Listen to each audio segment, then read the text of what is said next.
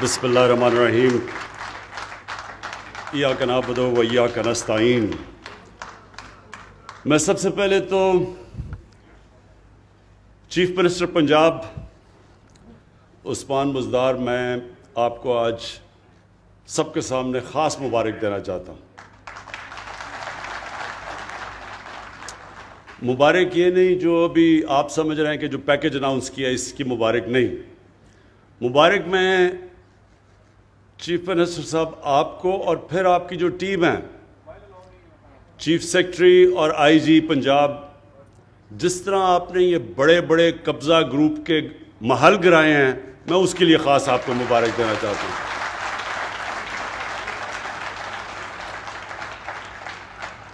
یہ جو قبضہ گروپ،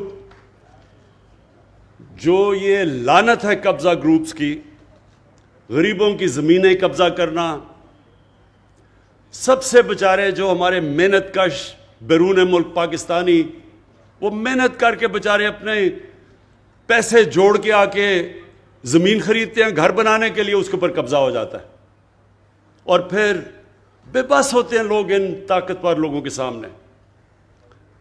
تو جس طرح میں نے بڑا محل گرتے دیکھا، سب سے بڑا لاہور کا قبضہ گروپ جس کی پشت پہ پچھلا وزیر اعظم اور اس کی فیملی کھڑی تھی، جو ان کے ہوتے ہوئے زمین قبضہ ہو رہی تھی، بلکہ انہوں نے اس کو تحفظ دیا۔ یعنی قبضہ گروپ کو کون بچا رہا تھا؟ وزیر اعظم اور اس کی حکومت۔ تو سوچیں کہ بیچارے چھوٹے لوگ کیا کریں گے۔ تو یہ جو لوگ کہتے ہیں نا تبدیلی کیا ہے، یہ ہے تبدیلی۔ جب یہ بڑے بڑے ڈاکوؤں کے اوپر ہاتھ پڑے گا، یہ ہے تبدیلی۔ کبھی کوئی ملک آج تک تبدیل نہیں ہوا، یہ سن لے میری بات۔ کبھی کسی ملک نے ترقی نہیں کی جدھر قانون کی بالادستی نہیں ہوئی۔ جو بھی دنیا میں ملک آگے بڑھا ہے، ابھی بھی جو بھی دنیا میں خوشحال ملک ہیں، دنیا کا نقشہ دیکھ لیں، ایک ایک ملک میں جو ایک چیز خوشحالی کی ایک سب سے بڑی وجہ ہوگی، وہاں قانون کی بالادستی ہے۔ کوئی قانون کے اوپر نہیں۔ کوئی بڑا ڈاکو یہ نہیں کہہ سکتا کہ جناب میں تمہاری گورنمنٹ گرا دوں گا جب تک مجھے NRO نہیں دو۔ وہاں قانون، اور جب قانون کی بالادستی ہوتی ہے وہی قوم اوپر چلتی ہے۔ ہماری مدینہ کی ریاست میں نبی صلی اللہ علیہ وسلم نے کیا کیا تھا؟ انصاف قائم کیا تھا۔ انصاف بنیاد ہوتی ہے خوشحالی کی۔ تو چیف منسٹر صاحب، میں نے تو یہ خاص کہنا تھا کہ لوگ سمجھتے ہیں کہ جی دیکھیں بڑا شرمیلا سا چیف منسٹر ہے، کوئی زیادہ تقریریں نہیں کرتا، شہباز شریف کی طرح اربوں روپے اپنے اشتہاروں پہ اپنے اوپر نہیں خرچ کرتا، بڑے 40 گاڑیوں کے کانوائے میں نہیں پھرتا۔ لیکن یہ اصل کام ہے کرنے کا۔ اور آج ساہیوال میں مجھے خاص طور پہ خوشی ہے کہ ہم نے یہ جو پروگرام شروع کیا، یہ چیف منسٹر صاحب اور ہم نے ڈسکس کیا کہ ہم اب ڈویژن بائی ڈویژن جائیں گے، اور جو علاقے پیچھے رہ گئے ہیں باری باری ہم نے ایک علاقے کو اٹھانا ہے، اور پوری طرح یعنی اس کی ہر طرح اس علاقے میں ترقی کیسے ہم کروا سکتے ہیں۔ تو آج ایک پورا پیکج لے کے آئے ہیں ہم اپنے ساتھ۔ چیف منسٹر صاحب نے اپنا پیکج دیا ہے، اور اس میں بڑی زبردست چیزیں جو پہلی دفعہ ساہیوال میں ہوئی۔ دیکھیں، عام آدمی، سب سے زیادہ عام آدمی کی ضروریات کیا ہوتی ہیں؟ سب سے امپورٹنٹ چیز ہے عام آدمی کو کہ اگر اس کے گھر میں بیماری ہو اور اس کے پاس پیسہ نہ ہو تو وہ ہسپتال میں جا کے اپنا علاج کروا سکے۔ جو صحیح طرح مجھے لگتا ہے سمجھ نہیں آئی، کیونکہ میں نے اتنی اس چھوٹے سے گروپ میں تالی بجتے نہیں دیکھا۔ ابھی میں بتاؤں کہ کس چیز پہ بجنی چاہیے تھی۔ فیصلہ یہ ہوا ہے کہ ساہیوال میں سارے لوگوں کو ہیلتھ انشورنس ملے گی 7.5 لاکھ کی۔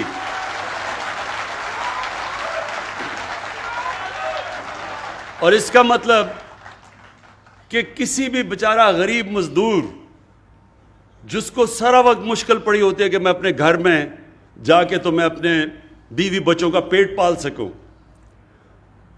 اور جب اس کے گھر میں بیماری ہوتی ہے اور پھر وہ سوچتا ہے کہ میں اب اپنے گھر میں بچوں کو کھانا کھلاؤں یا میں جا کے علاج کرواؤں، یہ میں آپ کو یقین دلا رہا ہوں کہ یہ جب کسی بھی گھر میں یہ جب مسئلہ آتا ہے وہ گھر اپنا سب سے مشکل وقت سے گزرتا ہے۔ دنیا کی ریسرچ شو کرتی ہے کہ جو گھرانے غربت کی لکیر سے اوپر بھی ہوتے ہیں، بیماری کی وجہ سے وہ غربت کی لکیر کے نیچے چلے جاتے ہیں۔ اور یہ شوکت خانم کینسر ہاسپٹل بنانے کی وجہ یہ تھی کہ کینسر کا علاج سب سے مہنگا ہے، تو تب میں نے سوچا کہ میں صاحب حیثیت تھا، مجھے اتنی مشکل پڑی اپنی والدہ کا علاج کروانے کے لیے، تو وہ جو بیچارے غریب گھرانوں میں گھر میں وہاں جب کینسر ہوتی ہے تو اس گھر کے اوپر کیا گزرتی ہے، کیونکہ کینسر کا تو بہت مہنگا علاج ہے۔ تو یہ جو ہیلتھ کارڈ شروع ہوا ہے ساہیوال سے، اور ڈی جی خان سب سے پنجاب کا غریب علاقہ ہے، ادھر سے شروع ہوا ہے تاکہ ان کو پہلے ہیلتھ انشورنس ملے، اور انشاءاللہ دسمبر تک سارے پنجاب کے لوگوں کے پاس ہیلتھ انشورنس آ جائے گی۔ تو یہ آپ کو پتہ ہونا چاہیے کہ یہ امیر ملکوں میں، ڈیولپڈ نیشنز کے اندر بھی یونیورسل ہیلتھ کوریج نہیں ہوتی۔ یہ اللہ کی بہت بڑی نعمت ہے، اور میرا یہ ایمان ہے کہ جو ہمارا ملک بنا تھا اسلامی فلاحی ریاست، وہ اس ویژن کی طرف اب جا رہا ہے کہ عام آدمی کا سب سے پہلے علاج، اس کے بعد تعلیم۔ اب پورا زور دینا اب تعلیم کے اوپر ہم نے، اور تعلیم سی ایم صاحب اس کے اوپر ہم نے خاص توجہ دینی ہے کہ جو عام آدمی سرکاری اسکولوں میں جس طرح کی تعلیم مل رہی ہے اس کو کیسے اپ گریڈ کرنا ہے۔ ہم نے فیصلہ کر لیا کہ ہم ایک کورس سلیبس پاکستان میں لے کے آئیں گے۔ یہ اپریل میں جو فیڈرل گورنمنٹ اور ہم نے اپنے دو جو صوبے جدھر ہماری گورنمنٹ ہے اور اب تیسرا گلگت بلتستان، ہماری پوری کوشش ہوگی کہ ایک کورس سلیبس سب کے لیے ہو، یعنی انگلش، یہ نہیں کہ انگلش میڈیم، اردو میڈیم، دینی مدرسے، ایک ہی ملک میں 3 سلیبس چل رہے ہیں، 3 کلچر چل رہے ہیں ایک ہی ملک میں، تو انشاءاللہ ایک ہی سلیبس، کورس سلیبس سارے ملک میں اپریل سے شروع ہوگا۔ اس سے سب سے فائدہ ہوگا غریب گھرانے کے بچوں کو، اسکول کے بچوں کو اوپر آنے کے لیے ان کو موقع ملے گا۔ ابھی یہ موقع ہی نہیں مل سکتا کیونکہ ان کو وہ تعلیم ملتی ہے کہ وہ اوپر ہی نہیں آ سکتے، تو یہ دوسری ہماری کوشش ہے۔ اور یہ جو ثانیہ نشتر نے احساس پروگرام کی آپ کو جو چیزیں بتائیں، میں آپ کو سمجھانا چاہتا ہوں کہ احساس پروگرام ہے کیا۔ دیکھیں، ہر ملک میں ایک لفظ انگریزی میں استعمال کرتے ہیں سیفٹی نیٹ، کہ جو نچلا طبقہ ہے اس کے لیے، غریب لوگوں کے لیے، ہر ایک جو فلاحی ریاست ہے، مثلا ڈنمارک ہے، سویڈن ہے، ناروے، یورپ کے اندر بھی زیادہ تر ملکوں میں، انگلینڈ کے اندر ایک سیفٹی نیٹ ہوتا ہے کہ غریب آدمی اگر بیمار ہوتا ہے تو اس کو مفت علاج کی سہولت ہو۔ دوسرا کہ وہ بچوں کو تعلیم دے سکے، اگر اس کے پاس پیسہ نہیں تو مفت تعلیم اس کو بچوں کو ملنی چاہیے۔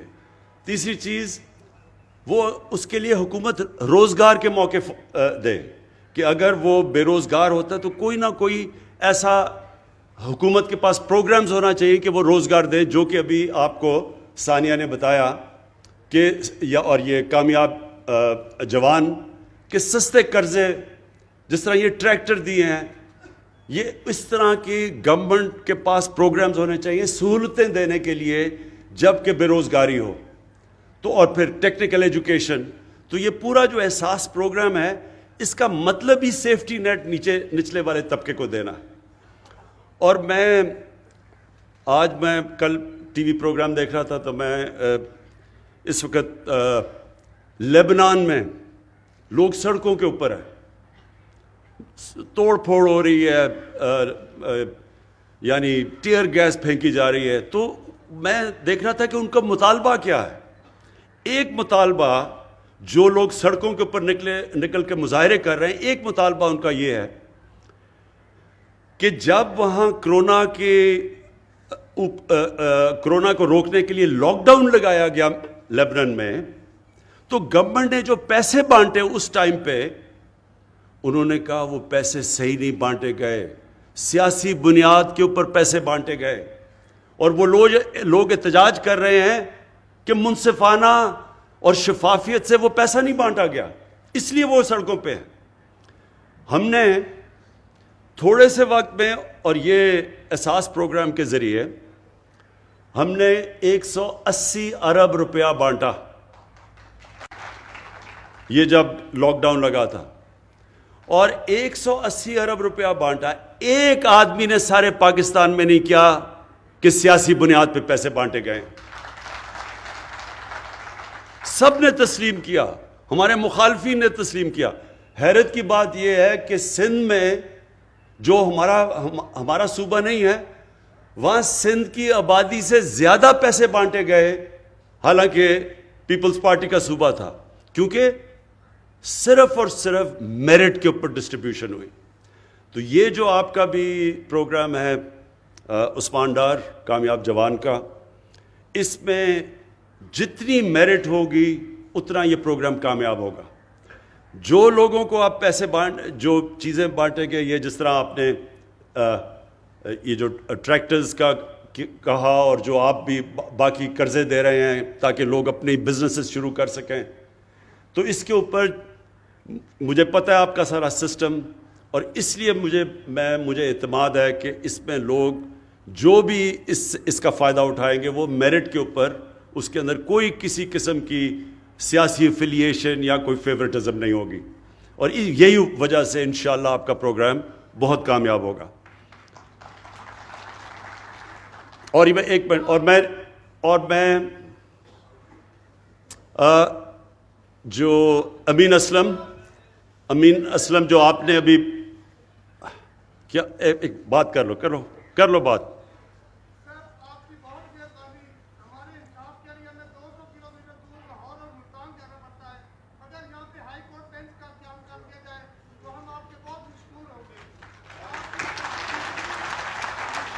سمجھ گیا. یہ بالکل ٹھیک ہے. دیکھیں ہماری کوششیں جو لوکل گورنمنٹ سسٹم بھی اب ہمارا تحریک انصاف لے کے آ رہی ہے، بالکل ایک نیا لوکل گورنمنٹ سسٹم ہے. ساری اس کی کوشش یہ ہے کہ جو پاور ہے وہ نیچے تک جائے یا ڈیوالو کرے. تو جتنی لوگوں کی سہولتیں ان کے گھروں میں مل سکتی ہیں، بلکہ گاؤں کی سطح پہ مل سکتی ہیں، شہروں کے اندر مل سکتی ہیں، اتنا ہی بہتر نظام ہوتا ہے. تو جو آپ دیکھیں گے کہ جو ہمارا گورننس کا سسٹم لے کے آ رہے ہیں، جو نیا بلدیاتی نظام ہے، جو انشاءاللہ اسی سال جب الیکشن ہوں گے، تو آپ یہ دیکھیں گے کہ جو زیادہ تر لوگوں کے مسئلے مسائل ہیں وہ ان کے گھروں میں حل ہوں گے. اور یہ جو آپ بات کر رہے ہیں انصاف کی، کیونکہ اس میں عدلیہ سے ہمیں کنسلٹ کرنا پڑتا ہے، یہ ایڈمنسٹریٹو ایشو نہیں ہے، یہ ہمیں عدلیہ سے کنسلٹ کرنا پڑے گا. ضرور ہم بات کریں گے. میرا اپنا بالکل آپ سے میں اگری کرتا ہوں اس چیز کے اوپر کہ لوگوں کو اتنی دور جانا نہیں چاہیے انصاف لینے کے لیے. ان کو جتنا بھی ڈیوالو کریں ہائی کورٹس تو اتنا فائدہ ہوگا. اور جو میں اب جو تیسری چیز پہ آنا چاہتا ہوں، امین اسلم نے جو بھی آپ سے باتیں کی، یہ بھی بہت اہم باتیں ہیں. پاکستان میں ہم نے کبھی ان چیزوں کے اوپر توجہ ہی نہیں دی. ماحولیات کسی نے پرواہ ہی نہیں کی.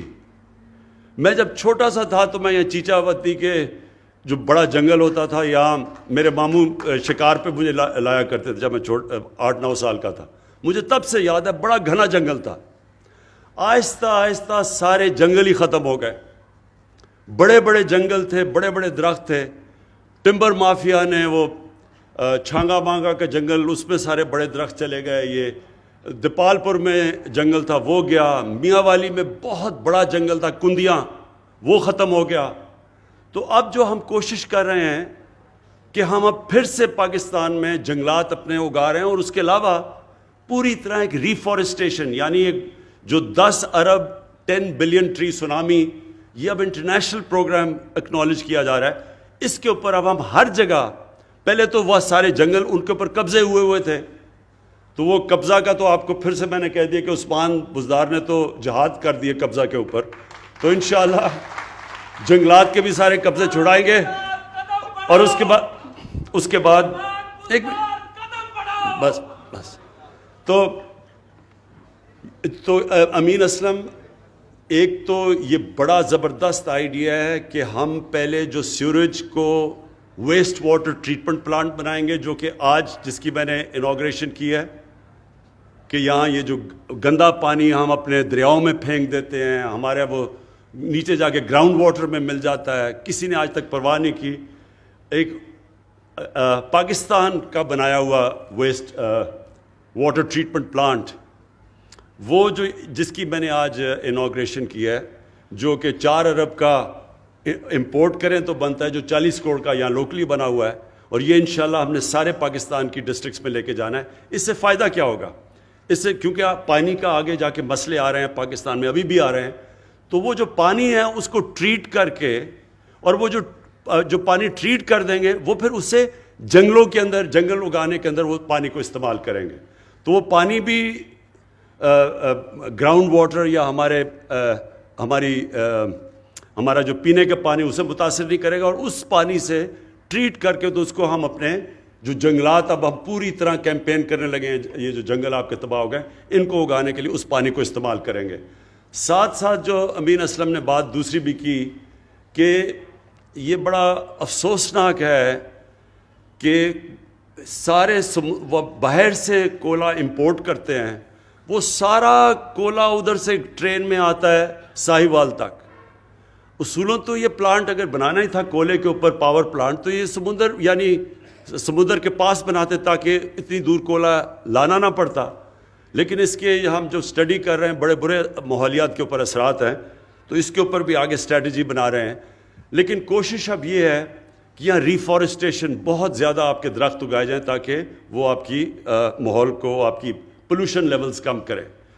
جو آخر میں سب سے امپورٹنٹ چیز ہے آپ کے لیے، دیکھیں ساہیوال کے لوگوں کے لیے جو سب سے امپورٹنٹ چیز ہے، مجھے پتہ ہے آپ کو آپ نے یہ سڑک کی بات کی، میں نے ان کو کہا کہ اس کی پوری فیزیبلٹی ہمیں دیں، کیونکہ میں ایسے تو نہیں کہہ سکتا، مجھے تو نہیں پتہ ابھی تک جتنے زیادہ آپ نے اناؤنس کر دیے ہیں، جتنے اربوں کے پروجیکٹس، اب پتہ نہیں کہ پیسہ ہے بھی، میں ایسے تو آپ کو اناؤنس ہی کرنے لگا تالیاں بجوانے کے لیے، لیکن جب مجھے پتہ چل جائے گا کہ ان کے پاس یہ فیزیبل ہے، پیسہ ہے، تو مجھے پتہ ہے اس سڑک کی بڑی ضرورت ہے، بڑا فائدہ ہوگا ساہیوال کو۔ انشاءاللہ یہ اس کو ہم پرائرٹی بیسس کے اوپر آپ کے لیے یہ جو 2 سڑکوں کی بات کی وہ بھی بنائیں گے۔